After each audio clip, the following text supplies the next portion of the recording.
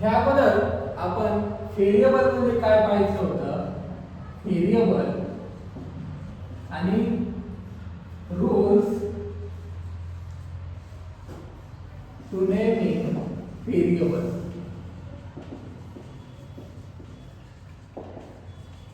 आता आपल्याला पाहायचं आहे त्याचे काही एक्झाम्पल पाहिजे. ते इनव्हॅलिड आहेत का व्हॅलिड ते कशावरून ठरवणार आपण. त्याच्या रूलवर जे अगोदर पाहिजे होतं आपण. आता मी एक एक्झाम्पल देतोय. If n is equal to 10. हे काय आहे. डेटा टाइप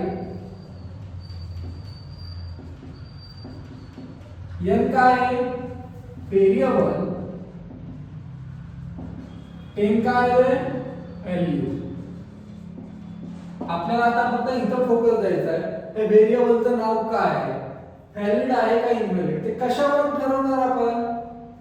जे आपण रूल लिहिले होते व्हेरिएबलला नाव काय दिलं पाहिजे कसं दिलं पाहिजे त्यावरून ठरवणार. सगळ्यात पहिला रूल होता आपला व्हेरिएबलची सुरुवात ही एक तर लेटर झाली पाहिजे किंवा अंडरस्कोर झाली पाहिजे. तर आपल्या व्हेरिएबलची सुरुवात ही लेटरनेच झाली आहे. पहिला रूल फॉलो होतोय. दुसरा रूल आहे can not start with number. तर व्हेरिएबलचं नाव हे नंबरनी नाही चालू शकत. तिसरा रूल आहे आपला व्हेरिएबल मध्ये काय असू शकतं एक तर लेटर अंडरस्कोर आणि नंबरही असू शकतात 0 to 9. नंबर असू शकतात पण अगोदर नसतात नंतर चालतात. याने काय आले स्पेशल सिम्बॉल नाही आला. याने कीवर्ड पण नाही. म्हणजे हे व्हेरिएबल काय आपलं व्हॅलिड आहे. कशावरून ठरवलं आपण त्या रूलवरून जे अगोदर पाहिजे होतं. त्यानंतर अजून एक व्हेरिएबल देतोय ते व्हॅलिड आहे का इनव्हॅलिड ते सांगायचं आहे. int 2n is equal to 100. काय आहे व्हॅलिड आहे का इनव्हॅलिड. पहिला रूल काय सांगतो व्हेरिएबलची सुरुवात कशाने झाली पाहिजे एक तर लेटर किंवा अंडरस्कोर पण नंबरने झाली. पहिला रूल आपला फॉलो होत नाहीये. म्हणजे हे कोणतं व्हेरिएबल आहे इनव्हॅलिड. असं व्हेरिएबलचं नाव नाही देता येत. अजून एक एक्झाम्पल बघू.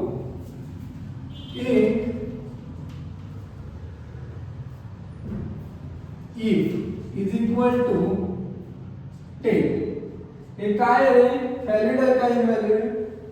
व्हेरिएबलची सुरुवात ही कशाने झाली लेटरने झाली. पहिला रूल करेक्ट आहे. पण दुसरा रूल काय सांगतो can not start with number. Number हे दुसरा रूल व्हॅलिड आहे.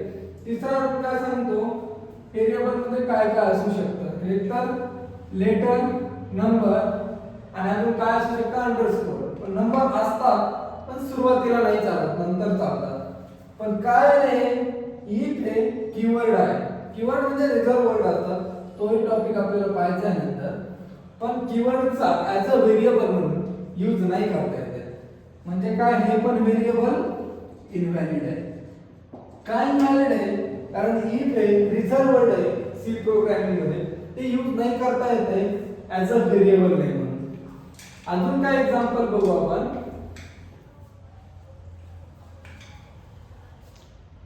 Care ch@. काय आहे व्हॅलिड आहे का इनव्हॅलिड. इनव्हॅलिड आहे का कारण ह्याच्यामध्ये काय आहे स्पेशल सिम्बॉल. स्पेशल सिम्बॉल हे व्हॅलिड नाही. हे पण काय आहे इनव्हॅलिड.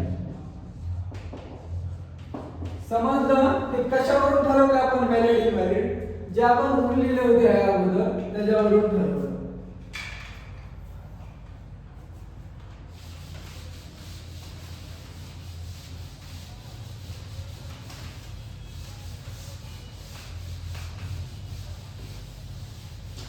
त्यानंतर आता आपल्याला पाहायचं आहे variable declaration and initialization.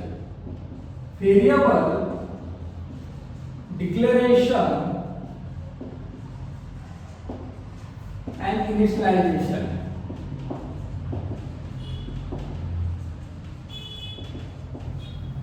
Variable declaration म्हणजे म्हणजे काय असतं आणि इनिशियलायझेशन म्हणजे काय असतं ते पाहायचं आहे आपल्याला. समजा एक एक्झाम्पल घेतोय. एक्झाम्पल इन एन जर फक्त डेटा टाइप आणि व्हेरिएबलचं नाव दिलेलं असेल तर त्याला काय म्हणायचं? Variable declaration. काय आहे? Variable declaration. जेव्हा फक्त डेटा टाइप आणि व्हेरिएबलचं नाव दिलेलं असतं तेव्हा काय म्हणायचं? Variable declaration. जेव्हा आपण फक्त n इज इक्वल टू 10, आता फक्त n ला काय दिलं आपण? व्हॅल्यू दिली. जेव्हा n ला नुसती व्हॅल्यू देतो, डेटा टाइप नाहीये, त्यावेळेस काय म्हणायचं? Variable initialization.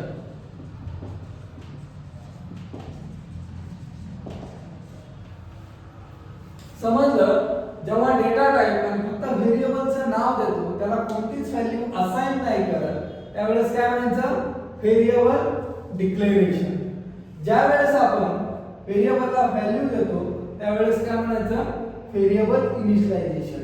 हे असंच करावं लागतं का सेपरेट? व्हेरिएबल डिक्लेरेशन वेगळं आणि व्हेरिएबल इनिशियलायझेशन वेगळं? तर तसं नाही. हे दोन्ही प्रोसेस आपण एका लाईन मध्ये करू शकतो. Int n is equal to 10. इथं काय केलं आपण?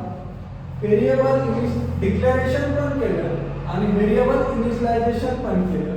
दोन्ही गोष्टी एकाच वेळेस केल्या. तर हे असंही चालतं. डिक्लेरेशन आणि इनिशियलायझेशन सोबत पण करू शकतो. असंही करू शकतो वरच्या सारखं आणि असंही करू शकतो.